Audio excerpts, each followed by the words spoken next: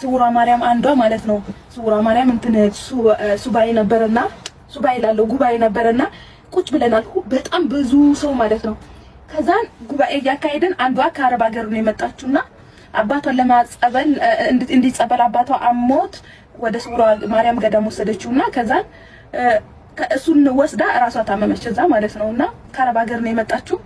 በቃ ስውሯ ማርያም ናት አንቀልቅላ ያመጣችኝ በአባቷ ሰበብ አድርጋ መጣችና አሳዘችኝ ብሎ እንዴት እንደሚሆን ብታዩ። ከዛን እኔ ምን ብትለኝ ጥሩ ነው ባሌና ተይዘውኝ ባሌና ተሰዱብኝ የምትለው አቃታለሁ ቲክቶክ ላይ አላለችም እኔ ማለት ነው። ከዛ ሁሉ ህዝብ እንዴት እንደተሸማቀቅኩኝ እንዴት እንዳፈርኩኝ ባሌና አትኩብኝ የምትለው ወይ ነው ትለው እግዚአብሔር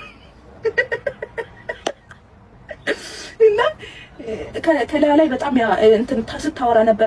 አባቷ ልታስታመም ሄዳ ራሷ እዛው ደግሞ እንትን አለች ማለት ነውና ባሌን አትንኩብኝ የምትለው አቃታለሁ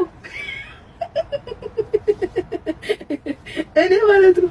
ሰው ሁሉ አይኑ እኔ ላይ ሆነ እንዴት እንዳፈርኩኝ ሰይጣንም አውቆኛል እግዚአብሔርን እኔ በቃ እንዴት እንደተሸማቀቅኩኝ እውነት ይሄ እኮ ኖርማል ነው መዋረድ አይደለም። ግን በጣም ነው ያፈርኩት እኔ በቃ። ከዛ ዙራ ትመጣና ደግሞ ቀሽቴ ትለኛለች። ቀሽት እንዴት ነሽ ትለኛለች። ዳንኤል እመቤትን እዛ የነበሩ ሰዎች ራሱ ይመሰክሩልኛል። ጸበልና እምነት ላኪን ልክልሻለሁ። በጣም ብዙ ልጆች ከአረብ ሀገር ሄዱ እዛ የተቀመጡ ብታዩ ብቻ እናንተ የምትጸልዩት እንደ እኔ ስውሯ ማርያምን ማቃት የዛሬ 5 አመት ነው ይሄንን ስራ ሳልጀምር ማለት ነው።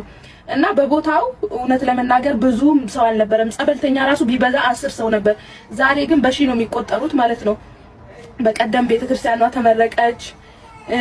በተለይ ስራ ያጣችሁ ብር እጃችሁ ላይ አልበረክት ያለ ልጅ ያጣችሁ ልጅ ፈልጋችሁ ያጣችሁ ስራ እየተበላሸባችሁ ያስቸገራችሁ በቃ ምን ልበላችሁ ብር ትሰራላችሁ ግን ብር እጃችሁ ላይ የለም። በቃ ተሳሉ ለሷ ማርያምን። እኔ ይሄንን ስራ ሳልጀምር በፊት እሷን ለምኜ ተማጽኜ ሳልፈልግ 3 ቀን አስጠመቀችኝ። ተጠምቄ ይሄንን ስራ የጀመርኩትና ባልየው እንዴና የት ሆነ ነው እኔን ቁጭ ብለን ነው የምታየው አንተ ምን ስራ የሄድክ መስሎኝ ስራ የሄድክ መስሎኛል አንተ ቁጭ ብለን ነው የምታየው ውጭ ወተን እኔ የት ሄድብሃለሁ አሁን የታዘዝከውን ይዘና ፈጣሪ ወይ ወሬን አታቋርጥብኝ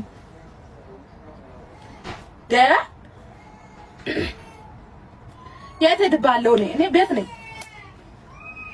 አምጣት ልጄን አታስለቅሱብኝ ያው ልጄን እያስለቀሱብክ ነው ቤት ውስጥ አምጣት ማማን አምጣት ልጄን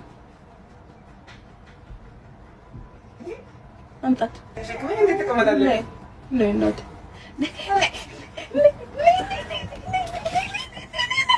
ብትለሽ ነው ይባል እንደሚወጣ የኔ ቆንጆ የኔም ባይፍሰስ ልጄን አስለቀደኝ ይጠውጣልኝ እንደዚህ ወንዱ አስለቀሰሽ